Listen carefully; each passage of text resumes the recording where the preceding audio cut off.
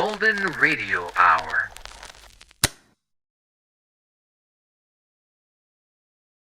Wait a minute. Have you heard the weird tales of the Whistler?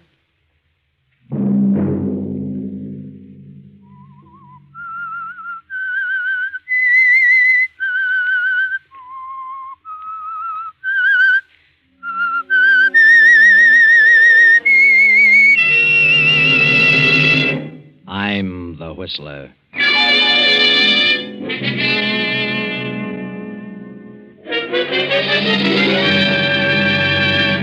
Sunday night, and again CBS presents The Whistler.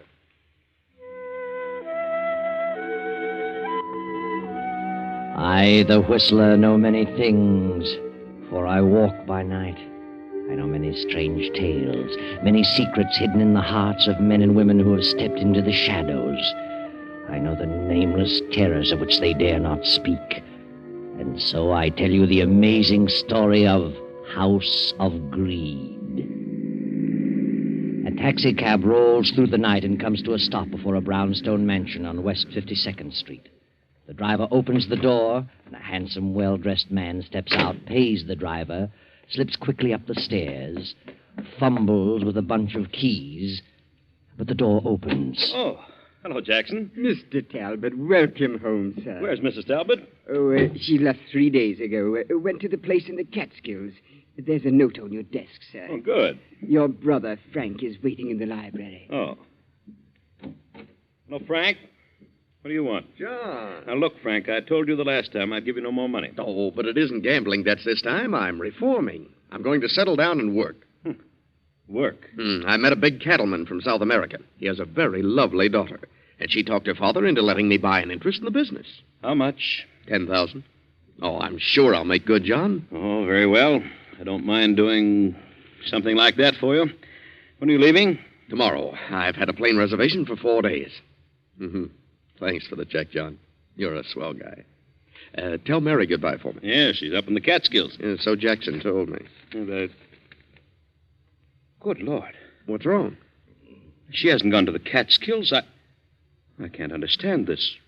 What on earth does she mean? Well, what is it? Well, read it. John, this life is too lonely. I can't go on like this, so I'm leaving you. I found someone else who is more considerate of me. But First, I'm going home, and from there, it doesn't matter. I'm sorry, but things just didn't work out for us. Mary. Someone who's more considerate of her. Why, I've given Mary everything her heart desired. She must be out of her mind. Of course, you have been gone a lot, and women get crazy ideas. It's knocked the pins right out from under me. Yes, I can see that. You'd better take it easy for a while. Yes, I feel, I don't know, kind of sick. All of a sudden, nothing seems to matter. Well, maybe she'll wake up before she gets too far. Perhaps I'd better cancel my trip for a few weeks until you get straightened out. No, never mind. I'll pull myself together. I wouldn't have you sidetrack your plans for the world. I think you better go now, Frank. I'd rather be alone. All right. But don't do anything foolish. What do you mean? Well, if you brood about it, you're liable to get some crazy ideas and end up really holding the sack. Good luck, Frank. Lots of luck. Thanks. Goodbye, John.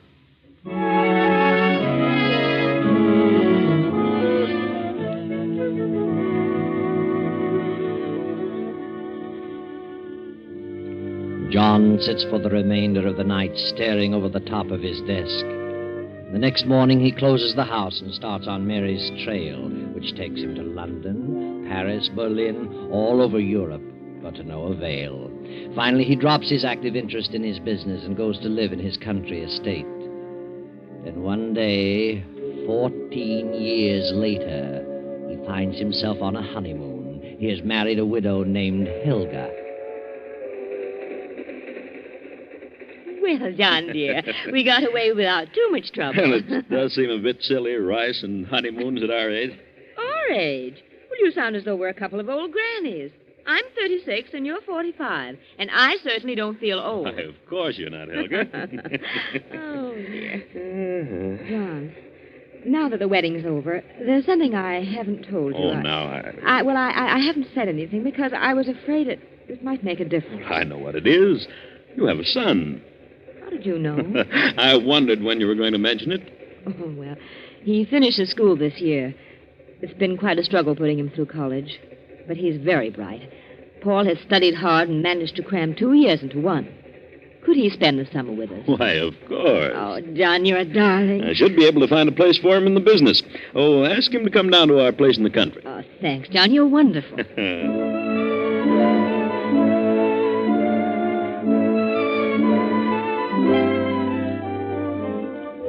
So Helga's son, Paul, came to spend the summer at the country place. And he stayed the next winter, and the following summer, and the next winter. Now it is summer again, and Paul is still visiting his mother and stepfather. The first year, he worked in the office every day until noon, and found business very boring. So finally, he quit going to the city at all. But, Mother, I've looked the whole thing over, and there's nothing there that interests me. Well, you could learn about the business. You seem to be able to learn anything else you want to. But I don't care for business. Oh, you're a fool. I worked my knuckles to the bone to give you an education. I married John Talbot to give you a chance to do something. John has no children. It's a huge business. And one day you could control the whole thing. I'm disappointed in you, Paul. You're letting me down. Well, it seems to run very well without too much attention from him. If we were to inherit it, why wouldn't it continue to run just as well? You either get down to that office or you pack your things and get out. Why should I? I'm perfectly satisfied. I'll tell John to make you go. And suppose I tell him what you just said? That you married him just to give me a chance? Married him for his money? You wouldn't dare. And suppose I tell him that you were never divorced from Father? That he's still down in South America, still wandering around trying to find a gold mine? If you dare open your mouth, I'll... Hello there. How are you, Helga? What's this I heard about South America? Oh, why, nothing, darling. Paul was just talking about someone he met from down there. Who do you know from South America, Paul? Oh, fellow, I met him today. Were you in the city today? No, I was down the village. I didn't suppose you'd been out of the house today. What's his name? Why, I don't remember. I didn't think you would. You haven't been out of this house for 3 days. Paul, I think you're the laziest man I've ever met. All right. I'll start back to the office Monday. If that's what you and Mother want me to do, I'll do it. Why, I'm sorry I wasn't here for dinner, Helga. I was detained in town. I have quite a bit of work to do. I'll be here in the library for 2 or 3 hours. Very well, John. I won't bother you. I'll go on upstairs. Besides, I want to have a little talk with Paul. Good night, dear. Good night, Helga.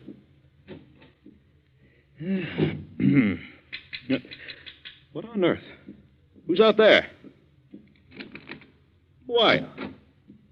What do you want out there? May I come in? I want to talk with you. Well, why do you come to the library windows? Why didn't you ring the bell? I didn't want to cause a disturbance. Disturbance? What do you mean? May I come in? Yes, come ahead. Don't you know me, John? Good Lord. Mary. I'm sorry, John. I had to talk with you. I saw the light in the library. What do you want? I need your help. Where have you been all these years? Oh, every place. Are you still filled with resentment? It's been too long ago. At first I was. I followed you all over Europe, but never quite caught up with you. Now I'm glad I didn't. There's no telling what I might have done. I'm sorry, John. I was a fool, and I know that now. May I sit down? Why, of course. Have you a cold? Yes, I can't seem to shake it. I've had it for weeks. See, I hate to mention it, but you look a bit shabby, Mary. Aren't you doing well? Oh, well, yes. Yes, I'm doing all right. Are you? You've married again, Yes. and your wife is here? Yes. Then I'll be as brief as possible. I wouldn't want her to know that I was here. You want me to help your husband?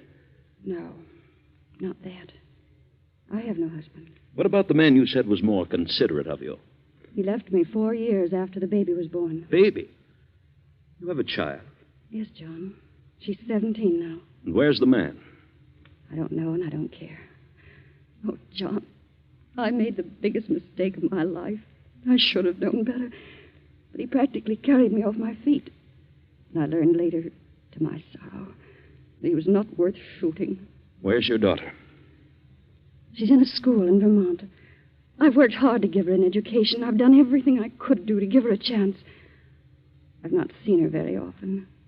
But now, well, I'm sort of cracking up. I've been ill a lot, and I seem to have trouble getting a job. Job? What kind of a job? Why, any kind of a job. What have you been working at, Mary? Oh, John, I've made such a miserable mess of it. I was never able to face things. I always took the line of least resistance. What a shame.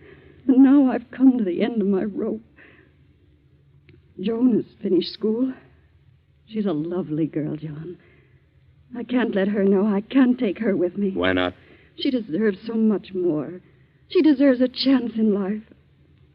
I want you to do something for her. Why should I? Because she's your daughter, John. Yeah. My daughter?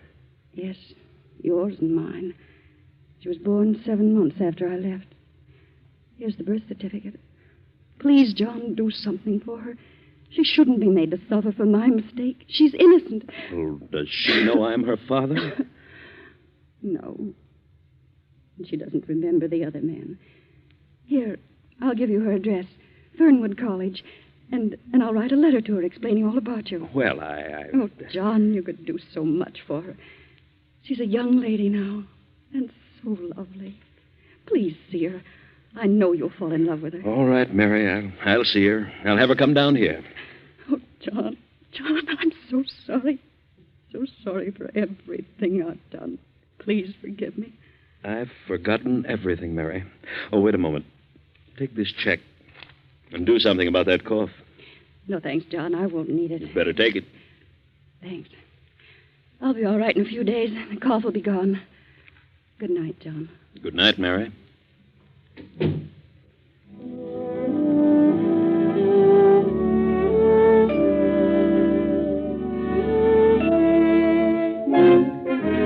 If he brings this girl here, do you realize what it means, Mother? Yes? It's his own daughter. If he falls for her, if he likes her, he'll change his will and split the estate. She's entitled to it, isn't she? Now, why should she be? Strange girl he didn't even know existed. Popped up out of nowhere and cheats us out of half the estate. I know what you mean. We've been here for several years. You're his wife. It isn't fair.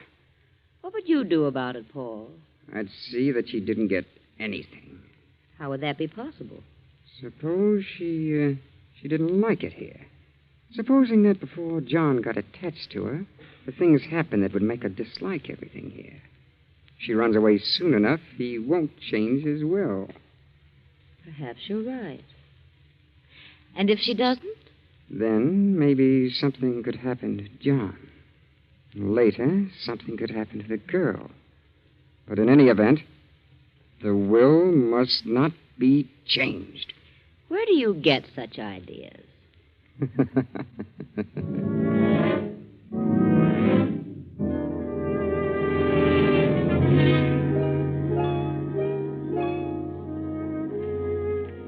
That, Joan, dear, is the story of your mother. I trailed them all over Europe, but never quite caught up with them. You mean you planned to kill them? Kill them? I was filled with revenge, but I finally gave up the chase and returned here to wait. I knew that sooner or later she'd show up. But it's been so long ago. Surely you've lost the desire for revenge by this time. Time heals many wounds, my dear. If you had caught up with them and satisfied your revenge, what good would it have done? Quite right, my dear, quite right. Tell me, have you no recollection of this man? You can recall nothing about him? Absolutely nothing. Remember, I was only 4 when he went away. And you do believe that I'm your father? What else am I to believe? Mother proved that with the birth certificate. Proved that I'm Joan Talbot, not Joan Evans, as I've always believed. Of course. And would you like to remain here? Why, yes, I think I would, There but seems to be a doubt. Why do you hesitate? I don't know. From all the evidence, I belong here. I have a legal right, but... Well, I can't seem to find words to express it. Express what? From the moment I stepped in the door of this house, I've had a strange feeling. A cold, chilly sensation of fear. Well, is it something you feel about me? Yes. You're afraid of me. No, I don't think so. Is it Helga? Well... Is it Paul? Oh, please don't ask me anymore. I don't know what it is. Well, what has Paul said to you? Nothing. No one said anything. It's just a premonition of evil. There's something wrong. Something horribly wrong in this house. Oh, you're imagining things, Joan. It's all in your mind. It will pass as suddenly as it came. You're young, Joan, impressionable, and you've suddenly found your life turned upside down. A new environment to which you've never become accustomed, but you'll get used to it. You're my daughter. I want you to have what you deserve, what is rightfully yours. I understand. And I'll try to overcome this feeling. Yeah, that's better. You're a lovely girl, Joan. An intelligent girl. I know I'm going to be very proud of you. Thank you. I think I'll go to bed now. Well, it is rather late.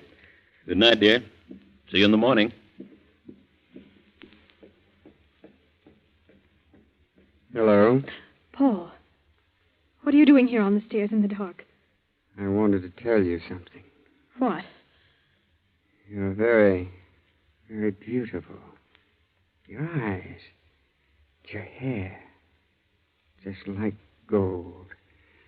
Gold moonbeams. And soft. Paul! And your throat. Your throat is slender and soft. Like... Take your hands off my neck. Paul! I don't know many girls. Girls don't like me. Let me by. You don't like me either, do you? Well, I know. I can tell. Elsie didn't like me either. She was afraid of me. Who's Elsie? She was a girl in the village. She worked here in the summertime. No one knows what became of her. What? I don't remember what happened to her. But her throat was slender and white, like yours. Let me by.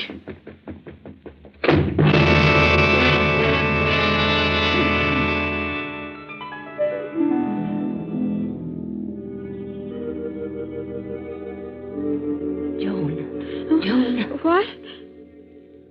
Who's here? Who's in this room? Don't turn on the light. Helga. What do you want? I must talk to you. What about? You're not safe here. No one is safe in this house. You must leave at once. What do you mean? What's wrong? The house is wrong. It's filled with evil and hate. I know. Why do you stay? I can't leave. It's too late. But you must go at once. Do you mean that Paul? That's part of it. And what else? John. John? What about him? I can't tell you. But you must believe me. What about my father? He doesn't believe he is your father. And he's planning to get revenge on your mother through you. I don't believe you. I won't. Get away while you have a chance. No. I won't run from it. I'll face it, whatever it is. Very well. Good night, Joan.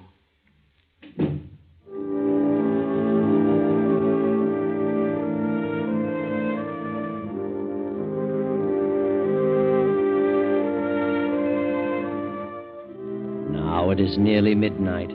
John still works at his desk in the library. But outside, a man steps softly through the trees upon the terrace, quietly opens the library doors, and steps in. Hello, John. Frank. Good Lord. Yes, Brother Frank. Well, why don't you say something? Come in, or get out, or something. Why, come in, Frank. You fairly knocked me off my feet. I didn't know whether you were alive or dead. It's been a long time, John. Why haven't you written me? Well, I was hoping I could make a go of that ranch and pay you back, but I guess I was just born unlucky. Oh? They had a revolution and cleaned Senor Gonzalez out and me with him. That's too bad, Frank. But you're still the same steady, reliable John. Yes, sir, I've tried my darndest to be like you, but, well, it just isn't in me. I don't have what it takes. The last 2 years, I've had a pretty tough time. I caught some sort of a malarial fever down there, and it's impossible to get rid of it. Keeps recurring. You certainly don't look well. You've aged quite a bit. You better have Dr. Richards look you over tomorrow. Huh. She's still kicking around? I thought he'd be gone long ago. How's your new marriage turned out? Oh, very well. Very well indeed. Good. Ever hear from Mary? Yes. She came to see me. I knew she would eventually. She was broke and quite ill. She'd had a tough time of it. And you helped her out. You would. You couldn't turn anyone down. Well, she was mainly interested in my helping the girl. She had her in a school in Vermont. And so now you're taking care of both of them. What else could I do? Good old Joe. I sent for the girl and brought her down here. She's a lovely child. Sweet as can be. And you'll give her everything her heart desires, I suppose. And then you'll have another problem on your hands with Joan. A girl 17 either wants to get married or go to college. Oh? Well, I've decided that. Really? I'd like to send her to Wellesley. Good. It isn't every man who can have... Just a minute, Frank. I'll be right back. Well, what are you doing out here in the hall this time of the night for? Oh, well, Mother sent me down to see why you hadn't come up to your room. Oh. Well, tell her I'll be up in a few minutes. Yes, I'll tell her. My stepson, Paul. His mother thought I was staying up unusually late. Oh, well, I'll run along. Good heavens, it's after 12. When's the last train back to the city? 12 o'clock. You've missed it. Well, when's the next one? 5 a.m. Oh. Well, I suppose I'll have to wait for that. Can you put me up? Yes, of course, Frank. Oh, thanks. Wait a moment, Frank. I probably won't be up when you leave, so I'll give you this now. Oh, now, John, I didn't come here for that. Well, that is not exactly. No, you never have. Here you are, Frank. 1,000. And see Doc Richards first thing in the morning. And drop in at the office and let me know what he says. Thanks, John. I'm sorry to have to take this. I only wish that... Oh, forget it. We're not kids any longer. You're too old to learn new tricks now. Run along to bed, Frank. I'll see you tomorrow. Oh, take the guest room at the head of the stairs. Good night, John. See you in town at noon. Night, Frank.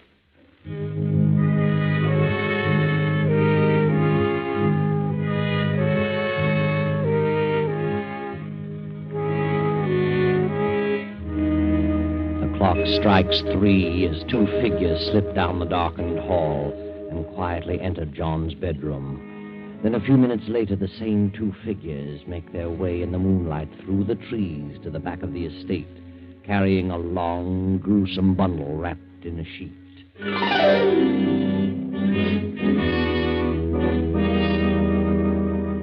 Now it is 3 nights later, and Joan, Helga, and Paul are in the library as Joan paces back and forth anxiously.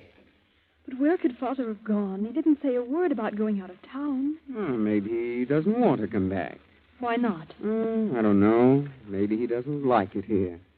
You should have listened to me. But you didn't say anything about... Well, you just mentioned me. Could have been a mistake. I just had a weird feeling of impending disaster. Something is wrong, I know. If I didn't belong here, if I could leave, I'd not stay another moment. Who knows what will happen next? I know. What do you know? I know what'll happen next. They always happen in twos. Many people have come here and stayed a while and then suddenly disappeared. What time is it? 11:30. There's a train at 12. I'm leaving here. Hello? Yes, this is Joan Talbot. What? Good heavens, who? Where? Yes. Yes, I understand. Yes, I'll be here. Yes. Who was it? I don't know. I've never heard anything like it. What do you mean? It was a man, and What man? he said he had a message for us, and he'll be here at 12 o'clock, and to wait for him in the library. The police? I don't know. He said he'll come to the garden windows, to the library window. Who could it be? I don't know. But we'll wait. I'm going to see this through.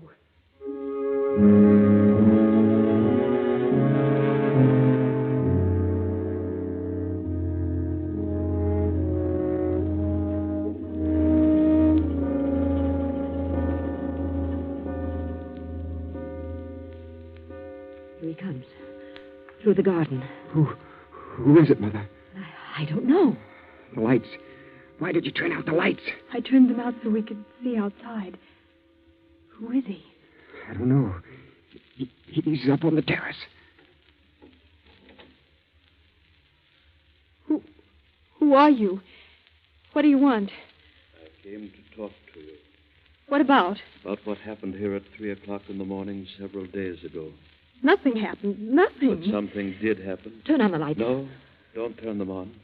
You couldn't see me if you turned on the lights. Paul, good Lord. Was it you who phoned me? I spoke to you, but I didn't phone you. Mother. What happened in this house at 3 o'clock several days ago? A man was murdered. What? Paul. Turn on the lights. Turn on the lights! Joan Talbot, open the top drawer of that desk. Now take out the paper. It says, on the night of August 5th, we, the undersigned, murdered John Talbot in his bedroom and buried his body on the estate. We didn't. We didn't. It's John. It's John. Sign it. Sign the paper and I'll go. Sign it, Paul. Sign it. You did it. You killed him. Sign it. You help me. You sign it. I can't. Turn on the lights, Joan. John. It's him. It's him. He isn't dead. No, Paul. We didn't. Paul, what happened? I'll tell you. You killed my brother Frank instead. Come on in, Sergeant. You heard it all. Yes, we heard it all. Father, what on earth happened? When you phoned a while ago, I almost fainted. I was sure you were dead. I knew from the moment you told me you were frightened in this house that something was wrong. I put two and two together and realized what it was. They didn't want you to share in the estate. I knew they were planning something on that night. And then my brother came. He accidentally got into my room by mistake, and they killed him instead of me. I saw them carrying his body through the trees. So I disappeared for a few days and evolved this plan. You've nothing to worry about any longer, Joan. Nothing. No. Nothing to worry about. But the truth would certainly amaze you. All that Helga said about Paul and John was true. John was planning revenge, but not through Joan. That night your brother Frank came back. You discovered something, John. What was it Frank said? And then you'll have another problem on your hands with Joan. A girl 17 either wants to get married or go to college. It was then, John, that you knew the truth. The only way that Frank could have possibly known that the girl's name was Joan and that she was 17 was to have been with Mary. So John knew then that it was Frank who ran away with Mary and deserted her when Joan was 4 years old. And then John, knowing that Helga and Paul planned to kill him, deliberately let Frank occupy his room on that fateful night. John's revenge was satisfied, and he didn't have to turn a hand. That's all.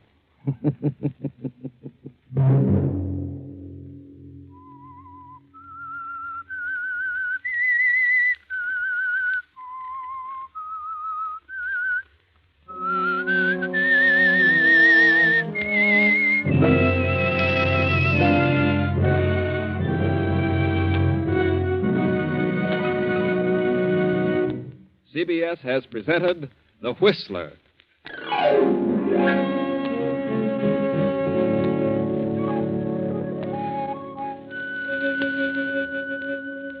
And now an important announcement regarding a change of time.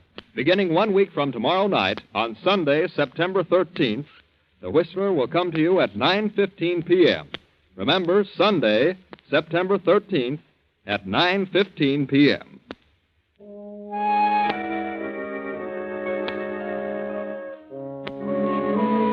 Original music for this production was composed and conducted by Wilbur Hatch. The Whistler is written and directed by J. Donald Wilson and originates from Columbia Square in Hollywood. This is the Columbia Broadcasting System.